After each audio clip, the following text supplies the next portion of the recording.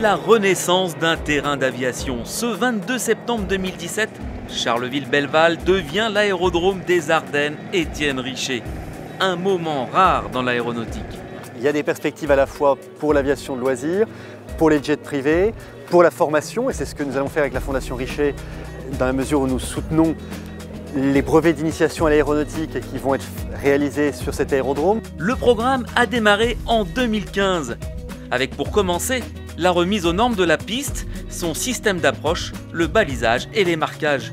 Au total, le département des Ardennes a investi près d'1 million d'euros pour permettre d'installer de nouveaux équipements. Nous avons engagé là pour l'instant 500 000 euros et puis nous aurons 400 000 euros à engager l'année prochaine pour faire la tour de contrôle, pour justement pouvoir accueillir aussi le trafic aérien de nuit. Nous avons aussi installé un outil qui permet de générer des recettes, c'est un approvisionnement en carburant pour tous usages, dont les forces de sécurité vont être très usagères parce qu'aujourd'hui elles doivent aller très loin pour s'approvisionner. Cet ancien terrain militaire propose aussi de réelles perspectives économiques pour les activités de loisirs, de la formation, tout comme le tourisme d'affaires en pleine expansion, notamment avec la clientèle d'Europe du Nord. L'objectif d'une compagnie comme la nôtre, c'est de pouvoir emmener nos propriétaires au plus proche de leur destination. Ça va développer l'aérodrome et ça nous permettra sûrement, j'imagine, de nous développer nous aussi au niveau de l'aéroclub.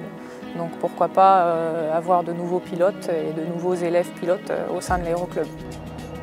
C'est parti, décollage. Aujourd'hui, elle a déjà une belle piste puisqu'il a une QFU 1129 1500 mètres en dur pour des capacités d'avion assez lourds, ATR 42 de référence. Il est équipé d'un balisage de jour, de nuit avec rampe d'approche sur le seuil 11 et il sera équipé incessamment d'une procédure d'approche type GNSS de précision. Il y aura l'année prochaine une tour de contrôle avec un contrôle AFIS 24/24 quasiment. Et puis METAR et TAF, donc ça c'est très important pour nous parce que les pilotes qui viennent du monde entier pourront voir apparaître l'aérodrome des Ardennes Étienne Richer sur les cartes au niveau mondial, donc ça c'est très important. En fait c'est une immense joie de pouvoir voir renaître cette infrastructure, on est vraiment content.